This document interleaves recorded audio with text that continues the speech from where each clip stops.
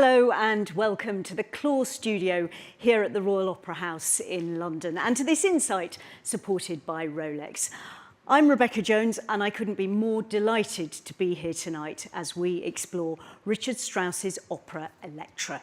Let me set the scene before you. Before the curtain even rises, King Agamemnon has been murdered by his wife and her lover.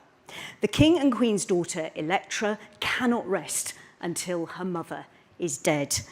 Over the course of the opera, grief turns into a violent quest for revenge. Well, if that wasn't enough, this is a score memorably described by one critic as the colour of blood. And Richard Strauss's opera has been enthralling and horrifying audiences since its premiere in 1909. In this new staging at Covent Garden, it's down to Christopher Lloyd, the acclaimed award-winning director, to bring it to the main stage here at Covent Garden, alongside the music director Antonio Pappano. And I'm delighted to say that they are both here with us this evening. It's going to be quite a treat as we explore the music, the cast, the characters, the story of this wonderful opera. What better way to start, though, with some members of the cast. So please join me in welcoming them to the stage.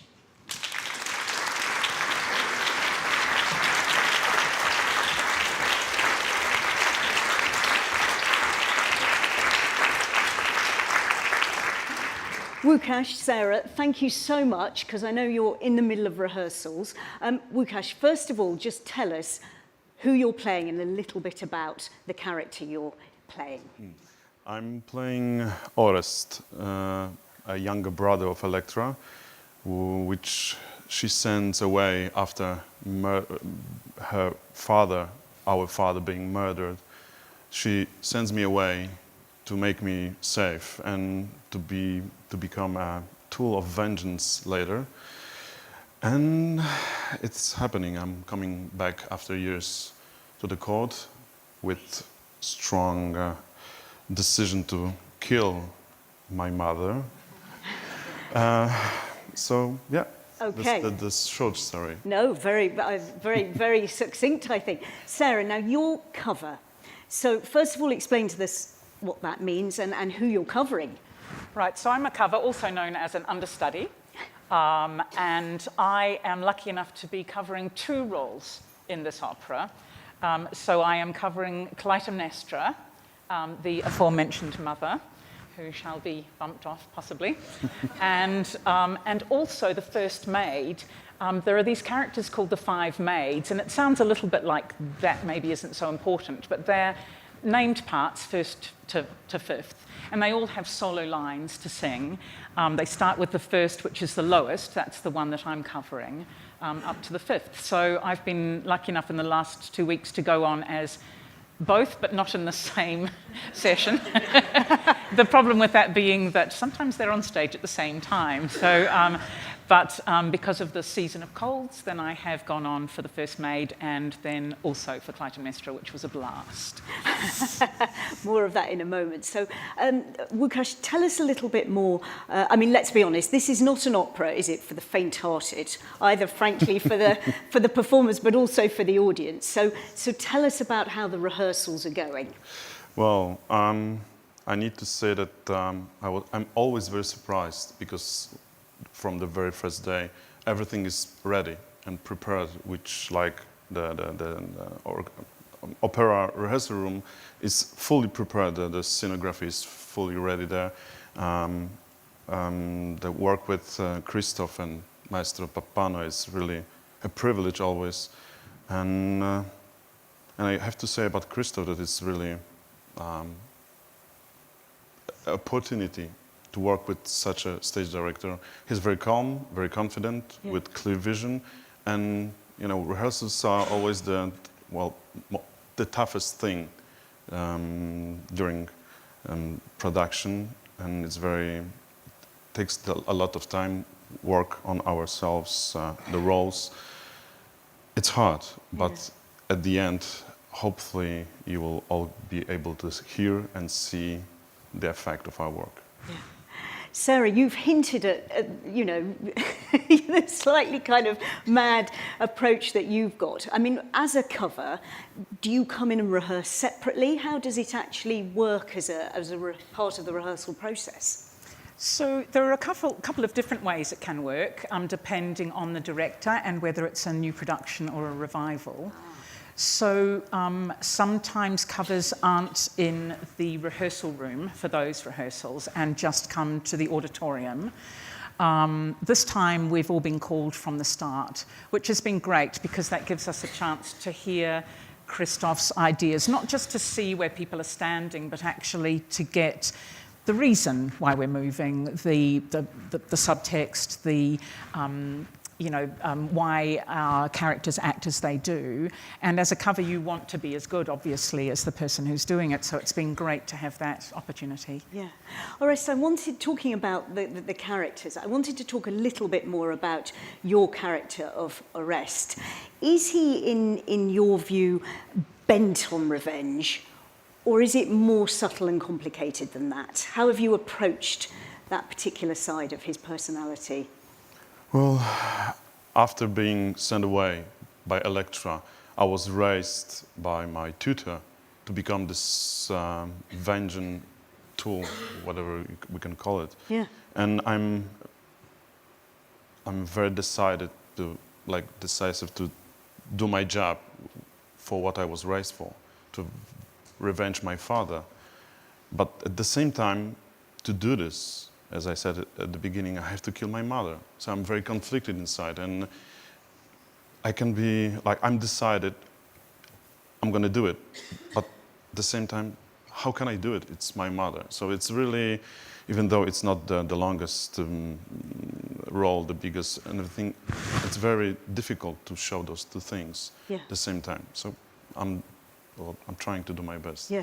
Sarah, in contrast, I mean, Clytemnestra, Elektra's mother, is a central figure in the opera, isn't she? Tell us about some of the sort of mental and physical challenges that role pose. It's a fantastic role to sing. One of the great things about it is that it's encompassed in a sort of a half-hour scene, 20, 30 minutes, and after that she's not on again. So as a performer, that's quite interesting.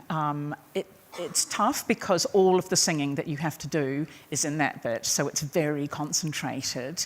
But it also allows a real intensity of character that you sort of, build in that one scene. Yeah. So what are the vocal demands then, if you've got to distill it down all into that segment?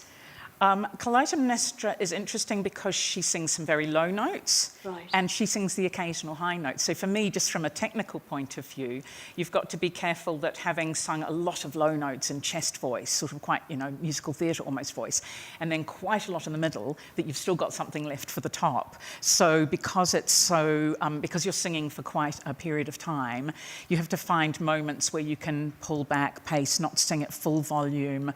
And of course, we're acting at the same time, so there are bits where maybe the text is more to the forefront, or you can sort of have a rest when you sit or something. Yeah. Łukasz, what are the biggest vocal challenges for you and your part? Yeah, the lower part actually. The very beginning is quite low for me, and with the time it goes high and high with the emotions. It's very smart the way Strauss wrote it. It's really also the work with the German text to put the pressure up. It's constantly going up, and at the end I'm just on my high notes, which I prefer. Yes, well, fortunately we are going to be hearing some of the music later. I just have to ask you both as a final thought, and sorry to put this thought in your heads, but as you've mentioned cold season, I mean, how concerned are you that, how are you able to kind of keep yourself germ free, or it must be very tricky?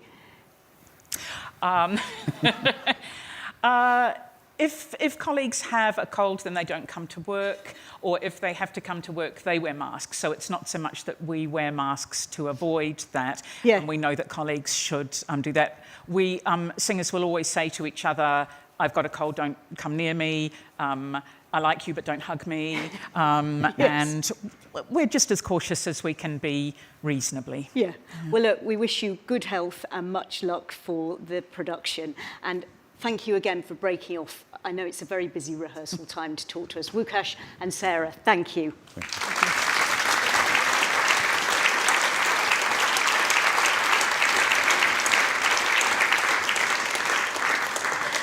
Well, let's take some time now to find out a bit more about the story of Elektra. And I'm delighted to say that to tell us all about the Greek myth and Sophocles drama, we're joined by the classicist and journalist Charlotte Higgins, whose most recent book was Greek Myths, a New Retelling. Please welcome her.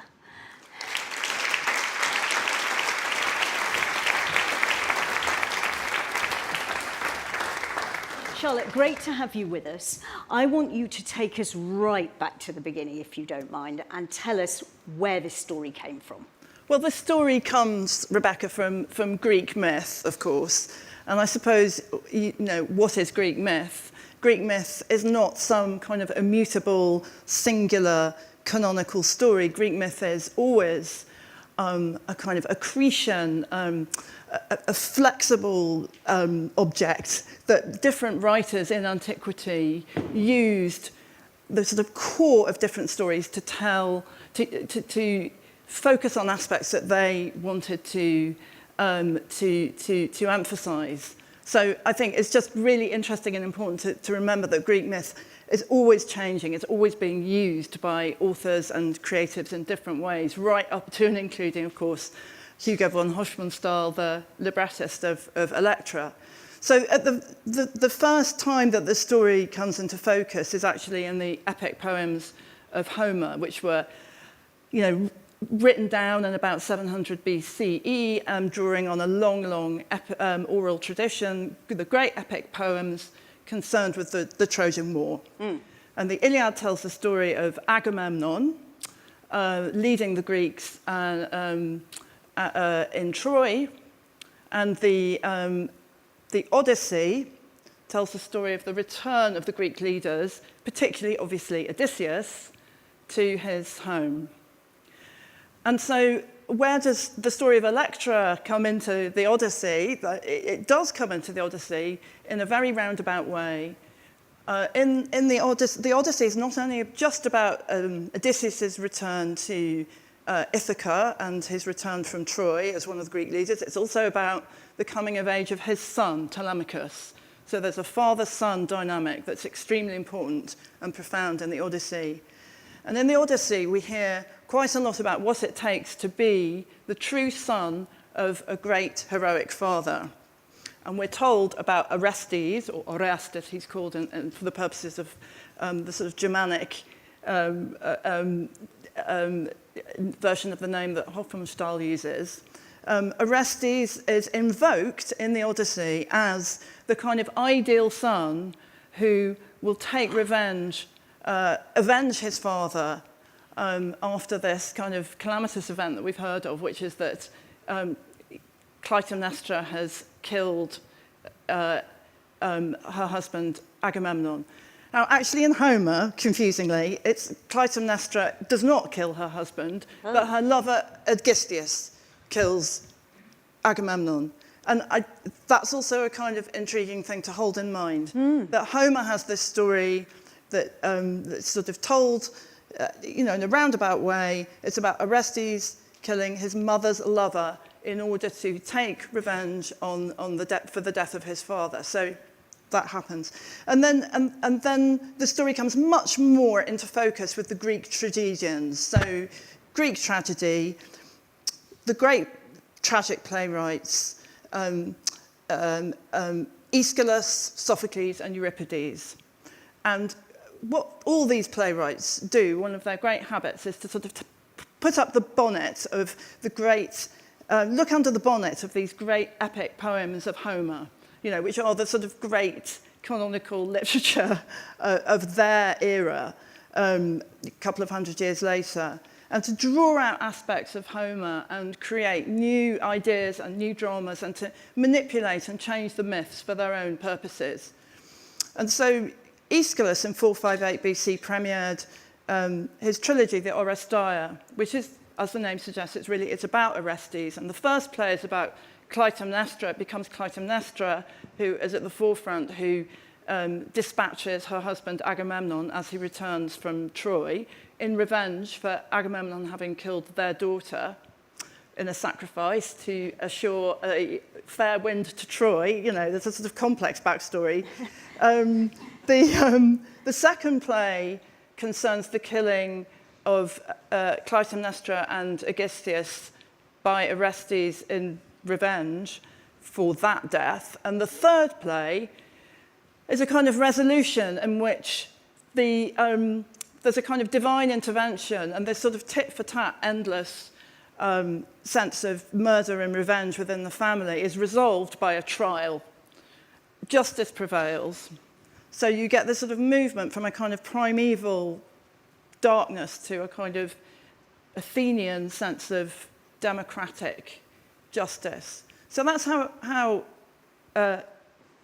it's dealt with by Aeschylus. And then a generation or so later, both Euripides and Sophocles also write plays based on the story.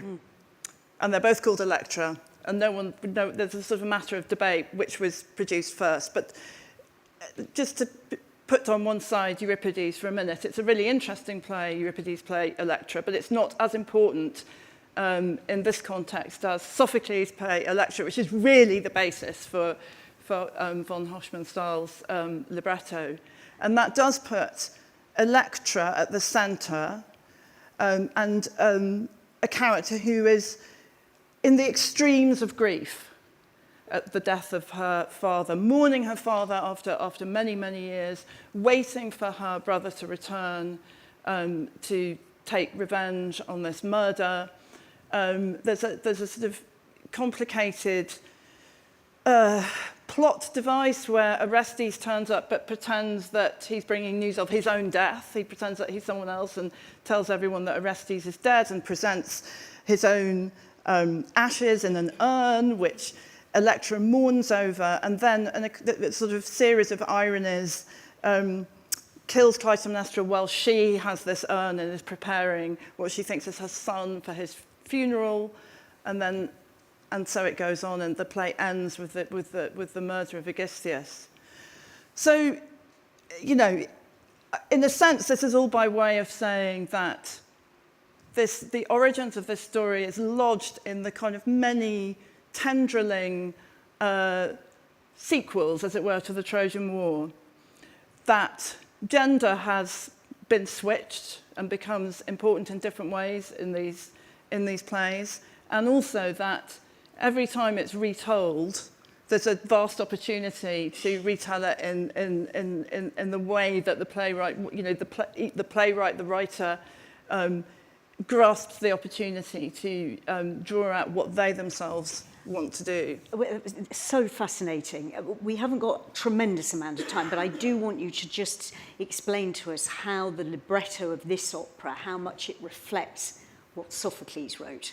Well, quite strongly, I'd say. There are lines that are very reminiscent, individual lines. But what Hofmannsthal does is doubles down on the most lurid, embloodied, kind of psychological aspects. And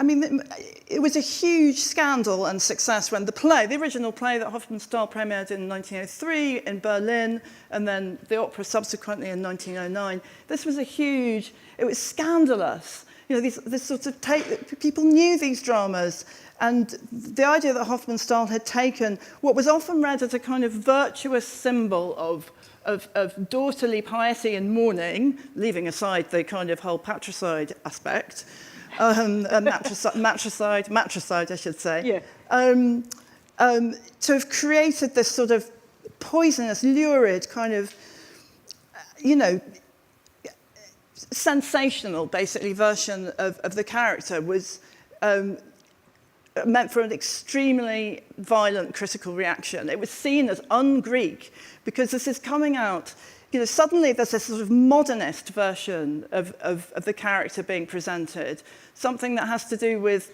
what's floating around in the cultural space at the time, anthropology, the beginnings of psychoanalysis, symbolist painting, you know, the growth of the psychology as a kind of discipline. which seems to cut against the sort of 19th century view of classicism as kind of rational and balanced and beautiful. This is not beautiful, you know, this is something that's much more irrational and darker, incredibly dark. So it's a kind of fascinating modernist new vision, a new reading of what the Greek tragedians had done.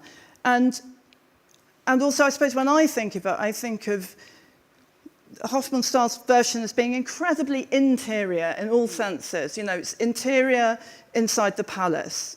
It's interior as it sort of delves into Elektra's psyche.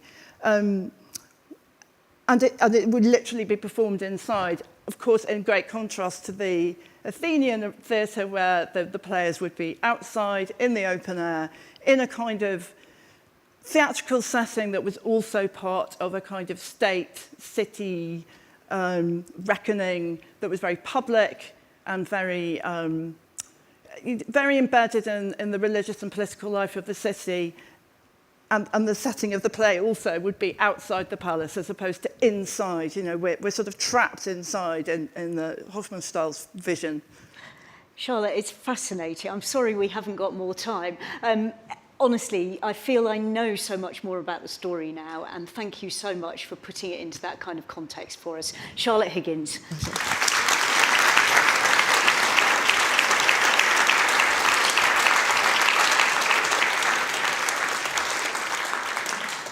Well, now it's time to hear from the man who is taking on the challenge of mounting this new production of Elektra here at Covent Garden. Ladies and gentlemen, please welcome Christophe Loy.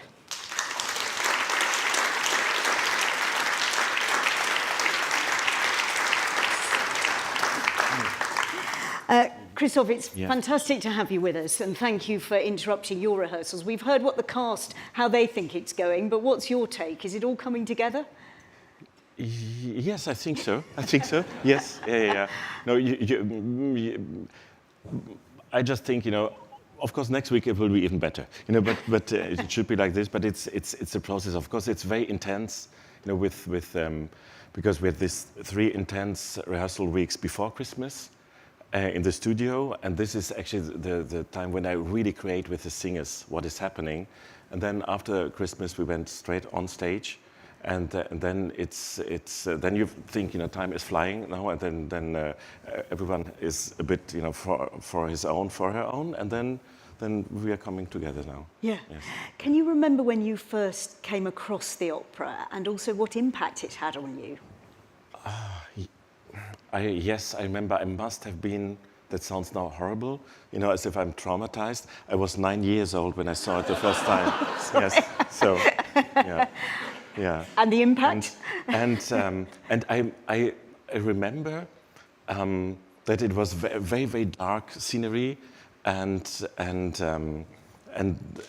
by then I felt it was very long. But of course, what you take with you is the intensity of, you know, 3 ladies' voices that have a kind of nearly, I felt it was like a battle between, you know, 3 women on stage. Yes. And in a certain way, I had then, even with later productions that I saw, or then I had, when I was a teenager, I had the record of Birgit Nilsson with Georg Scholti, and there you see on the cover, they made a picture of Nilsson where she looks like from Rocky Horror Picture Show or something. Yeah. So I had, so there was a bit this image of this darkness, you know, of course, blood, hate, revenge, but by studying the piece more and more, then because I did a lot of operas by Richard Strauss so far, right. but it is the first time that I'm doing Elektra. Yeah, so but I've done Rosengravaler, Salome, Arabella, Daphne, Capriccio. And I'm quite happy that I waited quite long with Elektra. Why? And because it took me time to to feel the connection with all the other operas by Richard Strauss, because in all the other Strauss operas, it is much more obvious let's say the fragile side of this composer, or that he always loved to work and to write for women, mostly for high sopranos or lyric sopranos with long lines, and because I feel they say about Richard Strauss, he was this Bavarian guy, and he liked to drink a lot of beer and to play cards, and then there is even, I think, a wrong image of him, even that you find in books by musicologists. Yeah. That they think it is nearly by accident that he could write this exquisite music. Yeah. And because it has nothing to do with him as a human being. And I think this is nonsense, because I think he was a very, as a human being, the truth you find in this music when he's so sensitive, and he tried to protect himself by this armor of, I'm an uncomplicated social guy. Yeah. But this, coming back to this sensitivity, I think I really fell in love with the piece Elektra when I discovered for me the center of the opera, which is when Oreste and Elektra finally meet. They recognize each other, and we feel that all this hate that she has, that even the tormented mother that we had seen before, or the sister who is a kind of borderline person, and all their extreme way of communicating has something to do with what we feel. They all would, in the end, just like to have this feel tenderness, want to feel love. Well, and I'm only interrupting because it's Yes. very interesting, because when we hear, certainly from Charlotte Higgins, for example, we hear this is a story of revenge and murder and hate. You've said you think it is a piece about love, and I wondered, Yes.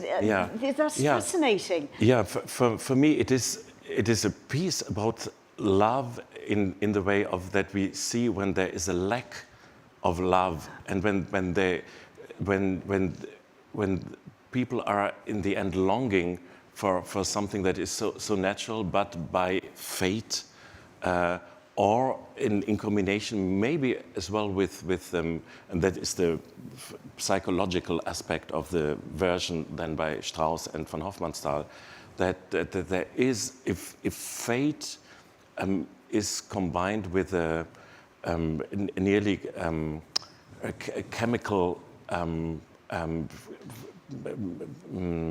how do you say disposition in your body, in your brain, in your soul, then of course then the results can be so horrible as it is here, that a woman like Elektra is just focused on what they did to my father. I have to revenge, and she is quite aware of that. She is making herself unhappy with this, and this is, I think, then even interesting in the piece, that it's not about madness where people are not aware of their strange behavior, but Elektra, Chrysothemis, Clytemnestra, they are all able to describe their mental state. So it is interesting that they need in the dialogues they have, it always leads to monologues where they have the need to talk about themselves. Yes. I mean, you mentioned the three women there. Where does this leave men in the opera? Yeah. There's always a joke that Richard Strauss did not like tenors at all. So either he wrote horrible, difficult music for them, or like in this piece, he just the lover of Clytemnestra appears only in the last 10 minutes, and he has a scene of 3 minutes and a half, and then he's killed. So there are in this piece, it's strange, they are a bit phantoms. You know, there are, and of course the rest is so important because they talk, you know, about him so much that the two sisters wait for him. The mother, you know, she knows that she did something horrible to him just to send him to exile and to cut off this natural relationship. But it is about he's nearly more a fantasy, and when he appears, he's like more like a shadow. Yes. And he. But I think it doesn't mean that Strauss wanted to make a statement about, you know, that men are less important in society or not. I think this is not what he wanted to tell. I think Strauss just was generally more interested in researching about the souls of women or girls. Yeah. I'm sure you don't want to give much away, but can you tell us anything about the production and what we'll see on stage? Well, on stage, I think we will see an environment where we tried at least to combine in a way, or without that it is too conceptual or intellectual. I really asked my set designer to find something that is as well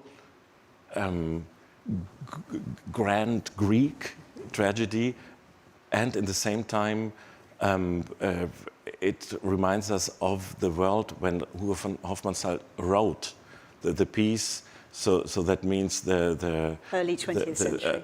Early 20th century. Yeah. And as well this in the play and in the opera is very important as well, this social discrepancy between this upstairs downstairs feeling, because Elektra, she is in the piece, she is the princess, but she is treated like a mark, like a maid. So we have, you know, this social conflict potential as well in the piece there. Tantalising, Christoph. Look, we wish you well for opening night and beyond. It must be hugely exciting to be directing this at Covent Garden. Yeah, it's fantastic, and actually I'm quite touched always when I think about the fact that Tony Pappano, he started here with Ariadne of Naxos, and this is his last production in, you know, while he is still, you know, in the official position leading this house, and this Ariadne, it was me who directed it. Yes. And now it's so after, I think 22 years or something, yeah. we are here together still with the same enthusiasm for the same composer. It's exciting. Yeah. Exactly. What a note to end on. Christoph Lloyd, Yes. thank you so Thank much you. for Thank joining you. us. Thank you.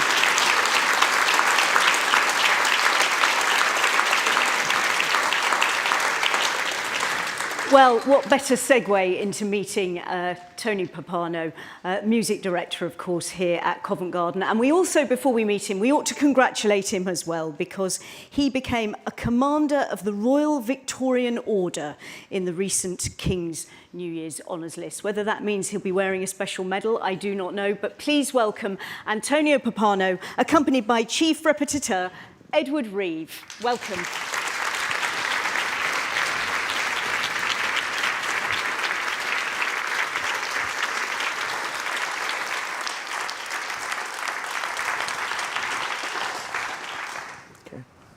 Good evening. You can call me Commander. That's just fine. Yeah. So, 1909. This is 5 years after Salome. And Salome, of course, wears the moniker lurid with pride. Elektra is something quite different. Perhaps because it's based on this Greek theatre piece, and its bones are completely different. Its bones are more solid, whereas with Salome, the sensual and the horrible and the decadent and the saccharine and And I think he set out to write a very, very different piece. It's in a musical language that is not the easiest listen, I would say. And I'll tell you why. Because of the intensity doesn't start here and goes there. It starts here and goes there. It's something that's so stressful to perform and so stressful to listen to. But it's bound by this incredible libretto to which Richard Strauss became a slave. And he was right to become a slave to it, because it is just fantastic. It's Hugo von Hofmannsthal. It's their first collaboration. And yes, he takes the Sophocles and somehow makes it his own. There's no mention that Agamemnon, Elektra's father, sacrificed Iphigenia, and this might be the reason why Clytemnestra is a little bit upset. This is not mentioned, but it is a family drama, and the dysfunction of this family is, well, it's it's something to behold, actually. The piece is based on a series of leitmotifs. I've stood here so many times and talked about leitmotifs. I mean, I'm boring myself, but the piece is built on these, and the most important one is the actual first three notes of this piece, which spell out the name of Elektra's father, Agamemnon. And you hear Agamem, the whole orchestra, 2, 3.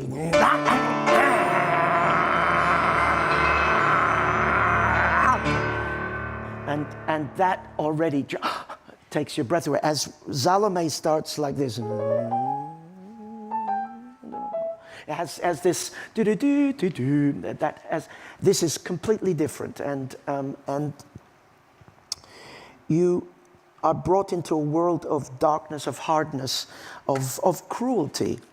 The first scene is these 5 maids, and as I heard Christoph mention, Elektra, who is the princess of the house, has been relegated to the position of maid, but of course, as a princess, around these girls, they're taking a cigarette break here at the beginning, and the mocking that goes on. You know, where's Elektra? Oh boy, it's her time now to she's going to howl like she always does. She howl about her father, and I'll read you some of the text to give you an idea of this sometimes playful and sometimes really cruel sort of opening scene. Yeah, so the first maid says, where stays Elektra? Is it not the season when she for her father howls, that all the walls re-echo? Okay. She's like a wild cat when she enters. Yesterday she lay there groaning. Okay, now I want to play for you. All that is very clearly illustrated by the orchestra. So we've heard this theme, Agamemnon, right? And this will then become this. This is the schnell. And this is this. And bum, Agame, parabam, parabam. Now, this is the cat. This is the trum, trum. Elektra crosses the stage, and we hear this pouncing. And using the tritone, the devil in music, as it's called, we get F minor and B minor, F minor and B minor, and very, very strange. Okay, so we'll play the whole thing again. And.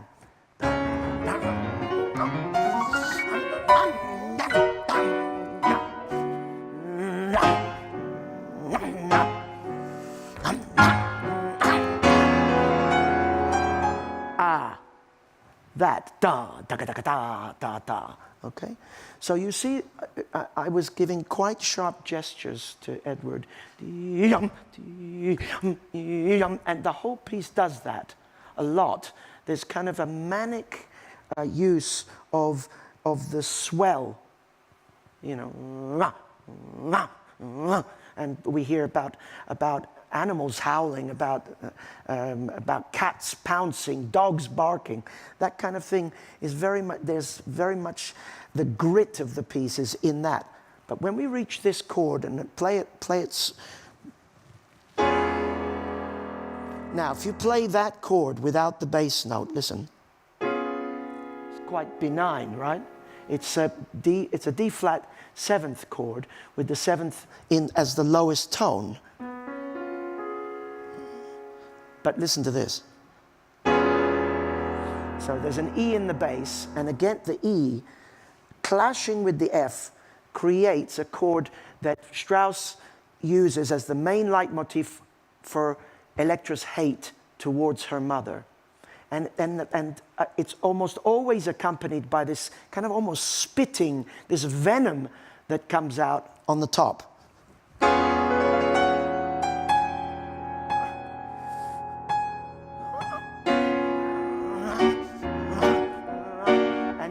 Yes, and this will feature very, very strongly that da, da, da, da, da, da, da, da, her hate, and the fact that she's alone and she's without a father. It's very, very important, that theme. You'll hear it all over the place. Now, we mentioned she groans, right?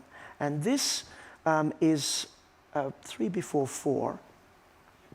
And if I play a little bit, let's go from 3. We hear the cat pouncing, and then we hear the moaning theme, which is built on the father's name, Agamemnon, but it does that. Listen, the cat pouncing, yeah.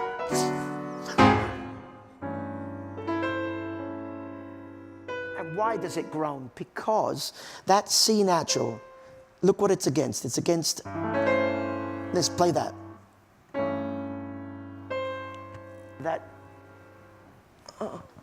And it hurts. It really hurts when you hear it, and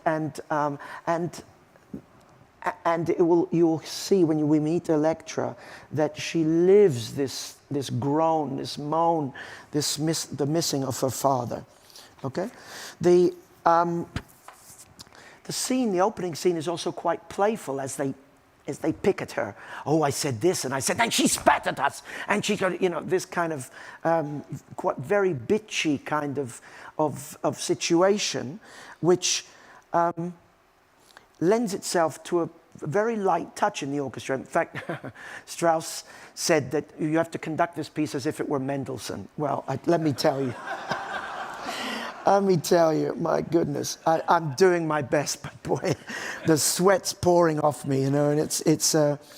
She also screams at them, and again using the Agamemnon, her father. If you do 11, listen to this.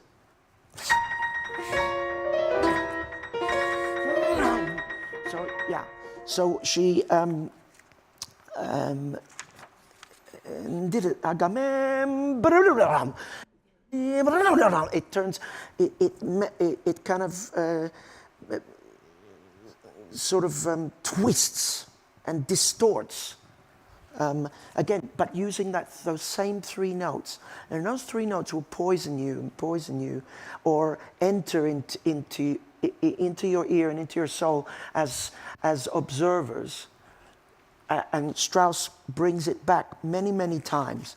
They call her a demon. Dun, dun, demon. He even emphasize it. Now, along with all this cruelty, we have sympathy too. There are a couple of characters, one in particular, who, if we look at Etwas ruhiger before 16, listen to this theme. And 1.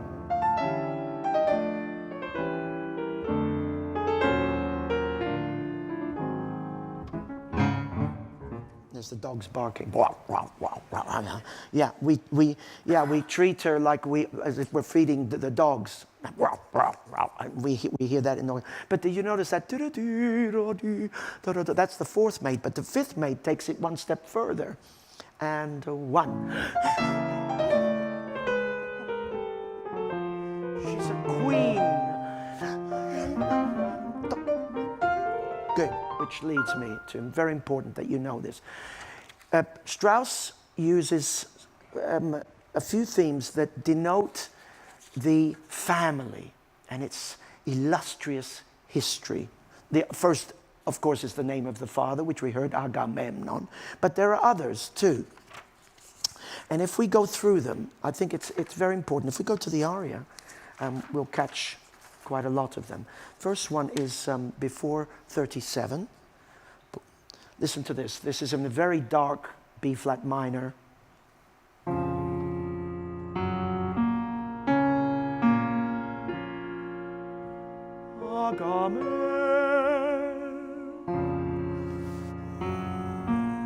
You can feel the centuries, right? You can feel the ages of that illustrious family. You can sense it in that. Now, there's another one, 3 before 38. We hear this almost chiseled out of marble. Listen to this. 1.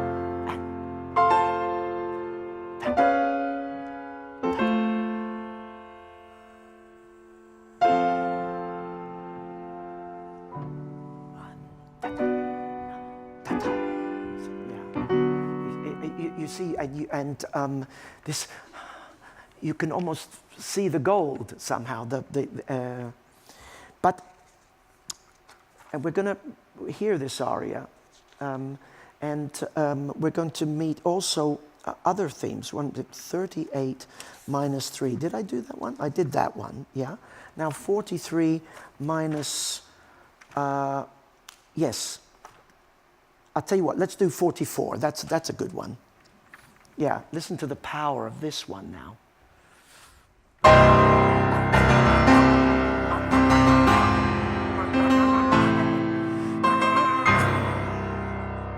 Back to the other theme.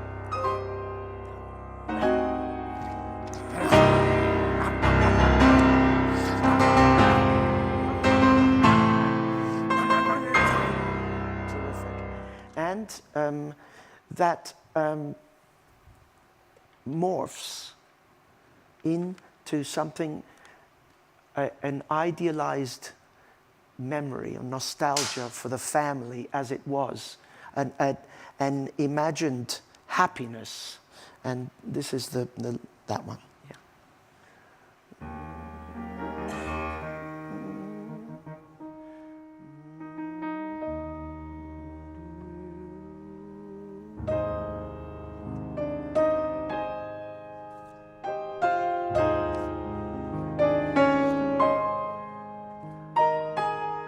Sighing that goes with it.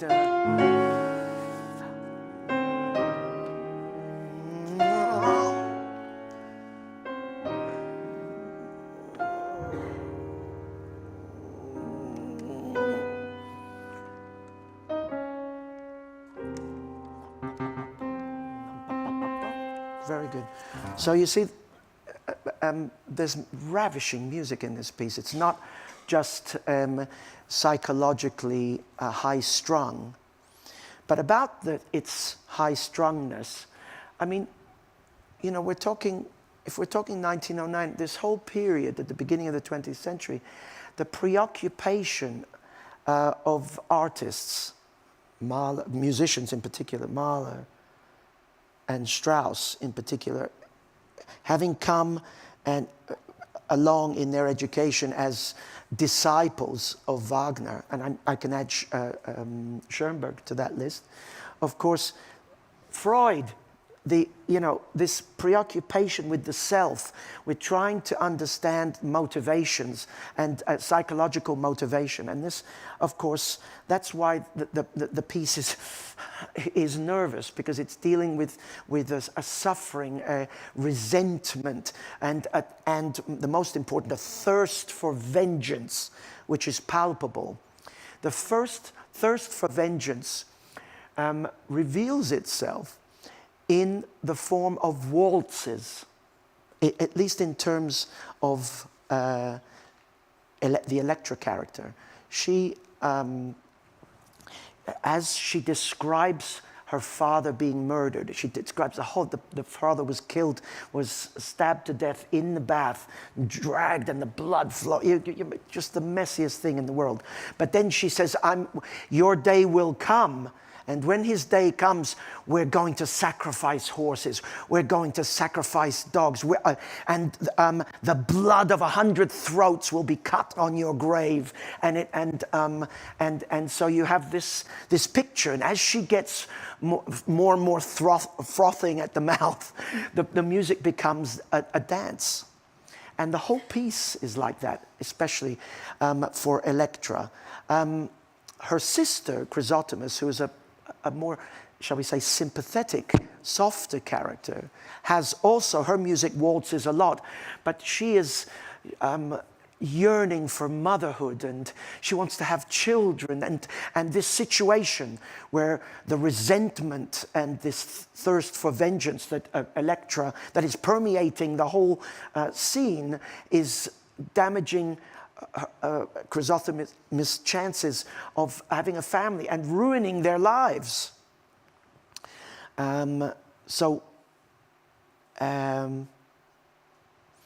It's fascinating to see these, it's lovely to see a bunch of women screaming at each other from the beginning to end. That's what the piece feels like until the brother Oreste comes in. But the depth of the emotion is such that very few operas even come close. Again, because of the pitiful state that this Elektra is in, and how she is just completely just a nerve, Anyway, we're going to hear this aria. And the aria, she says, alone. Woe, completely alone. The father is gone, and he's in his cold vaults. And she bemoans him, Agamemnon, Agamemnon, where are you, father? And the whole aria is like almost an incantation to try to get him to return. And so it becomes ritualistic in a certain way. Okay? Then, she talks about that the hour of the day is coming when they killed you. And then she describes with a lot of chromatic window dressing in the orchestra. You can hear the sort of the water and the blood flowing, and it's very pictorial in that way. And I saw your eyes open as they were stabbing you. It's you have read Homer and all these things, and the Greek plays are full of this kind of stuff. I'm not making this up,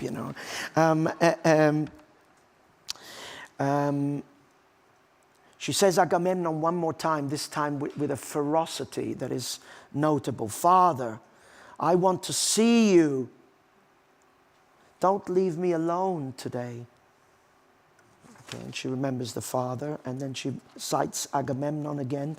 Then she starts to celebrate this day of vengeance. Okay, so it becomes a waltz. I introduce to you Lee Bissett, who will sing this aria. Thank you, Lee.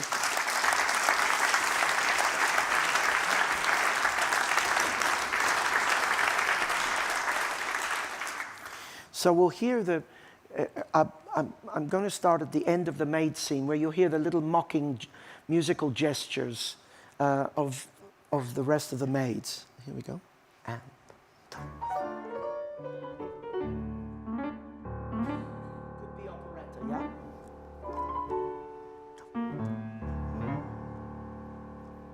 Except there's this.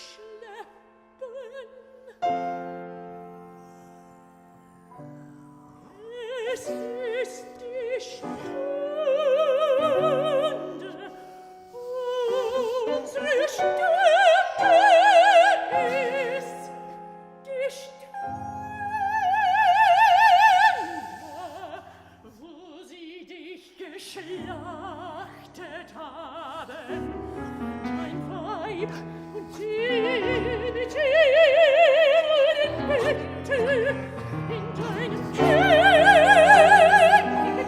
schläft.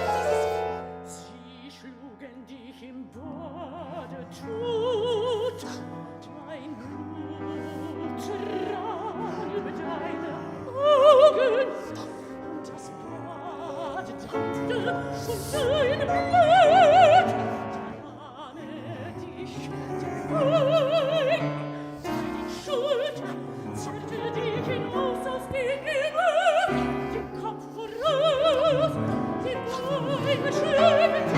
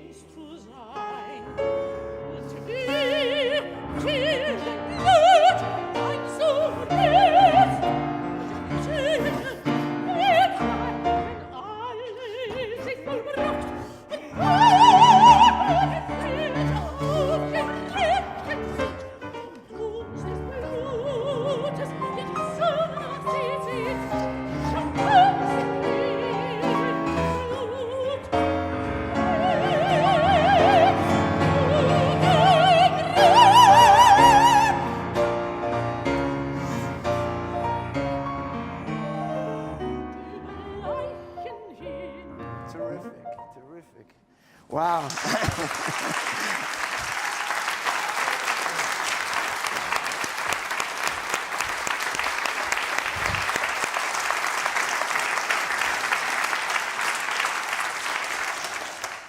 It's got some nerve, this music, doesn't it?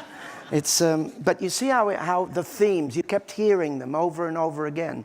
And therefore, the ingredients, the tools that he's using are quite simple. But it's how he interweaves them. You know, again, this is, of course, the lesson learned from Wagner's music. So we're going to skip the Chrysothemis scene, and we're going to meet Mami, Clytemnestra, who is one. This character is, yeah, she's a piece of work. This one, yeah, she's, but she's racked with guilt, and though she lives a life of opulence and decadence, but she's so superstitious that there are multiple sacrifices, and she keeps talking about the rituals, the ritual necessities, the traditions, that this has to happen because if you do that, then you'll get this, and you know, it's all based on a life that is tormented by chronic lack of sleep and the fear of this vengeance, this return of her son, Orest.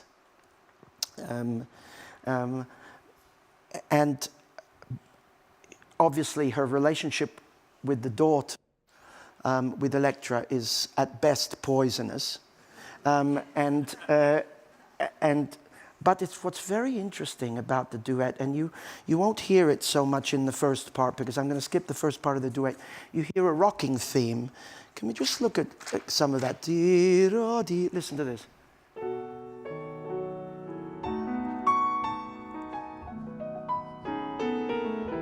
Now that could very well be mother and child, right? And it's there somehow. They're family. It's mother and daughter, right? It's there. But, of course, the level of mistrust on the part of Elektra is, I mean, it's total. And she's, you're going to hear a bit, which is, it's very close to the description of a nightmare that, or the nightmares with which Clytemnestra is haunted, okay? And she is,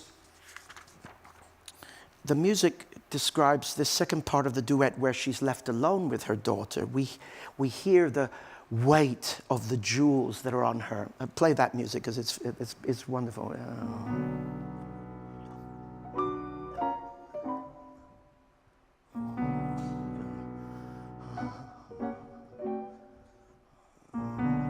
So heavy jewels, total lack of sleep, paranoia, you name it, and suspicion everywhere between mother and daughter. So that's the general. She says, I have terrible nights. She says, do you know some kind of potion, of some kind of medicine against dreams? And Elektra says innocently, you dream, Mommy? Yeah. Well, one who gets older, yeah, you dream. But there are the rites, the rituals that they must be obeyed. We must perform them, and she goes off into a stream of consciousness again, trying to get Elektra to tell her how to get rid of this torment. Okay, and she thinks that Elektra, because she knows Elektra is smart, that she can get help. But this is the text is really weird. I mean, it's she. I lie there on the couch with eyes open. There's something over me. It's not a word. It's not a pain. It doesn't hurt me. It doesn't choke me. It's nothing. It's not even a ghost. And yet, He's so terrible. And I mean, it is a very OTT, but it's just fabulously so, you know. And she says, "Am I sick? Am I sick?" And it gains layers and layers of a troubled soul, a guilt-ridden soul. So I don't have to tell you everything that it's all about because you'll hear it immediately. We're just going to hear this aria, and I'm very happy that Sarah Castle is here to sing this for us, with Lee joining in a few tart but very sweet lines.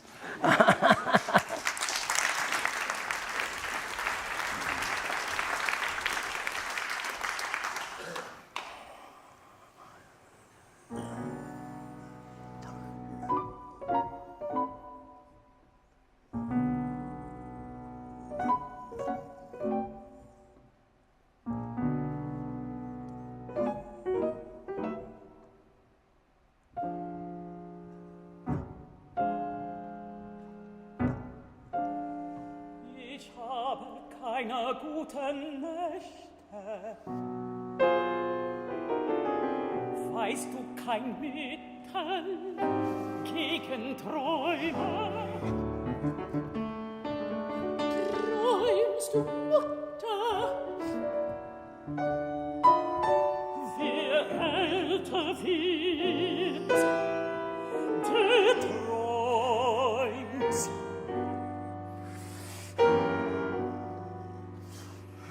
Allein, es lässt sich vertreiben. Es gibt Bräuche, es muss für alles richtige Bräuche geben.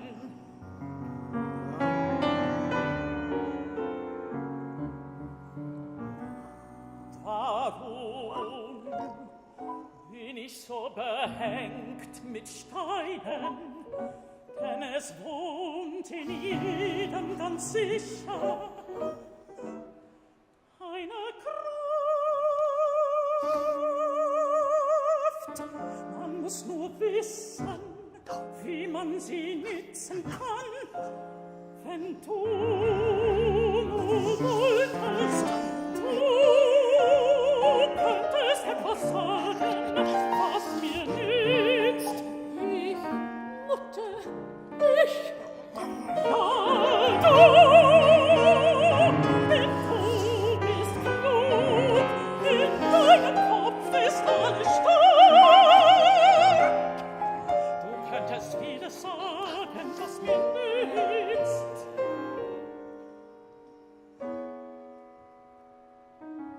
Wenn auch ein Wort nichts weiter ist, was ist denn ein Hauch?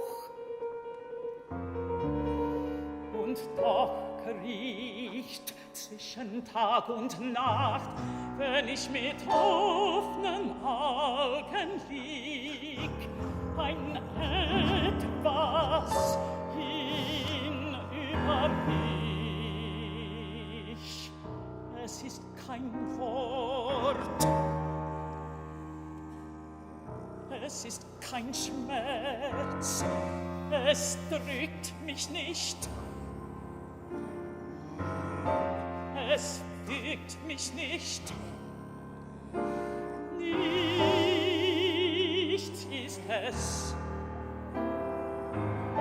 nicht einmal ein Halb. Und dennoch, es ist so fürchterlich, dass meine Seele sich wünscht, erhängt zu sein. Und jedes Glied in mir schreit um den Tod. Und dabei leb ich und bin nicht einmal krank. Du siehst mich doch, seh ich wie eine Kranke. An dem Vergehen Lebens, wie ein faules Aas, kann man zerfallen, wenn man gar nicht krank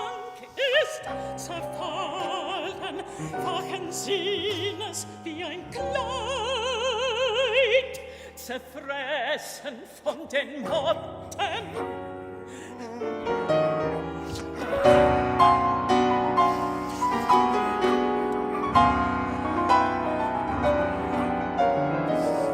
Und dann schlaf ich und träume,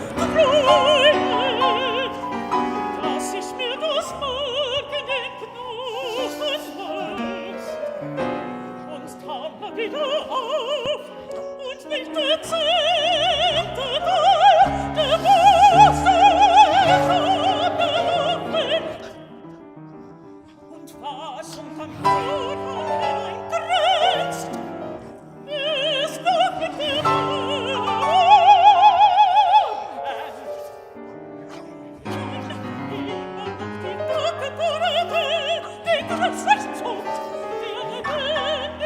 und meinem Schlaf belauet. Dieser Träumer müssen ein Ende haben, wie sie immer schickt. Ein jeder Dämon ist von uns, sobald das rechte Blut geflossen ist.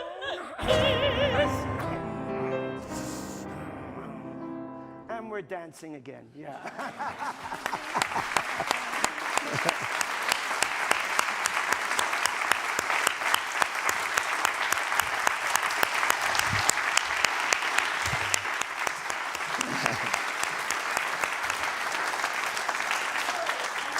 Most unpopular person in the room. I know you're only halfway through, but it was... No, that was it. Are you sure? Yeah. I'm under strict instructions, Commander, by somebody even more important than you, that we have to end now. But that was absolutely wonderful. Thank you Great. so, Just give so you a much. taste, you know, I think it's really good. Yeah. Thank you very much. Bravo.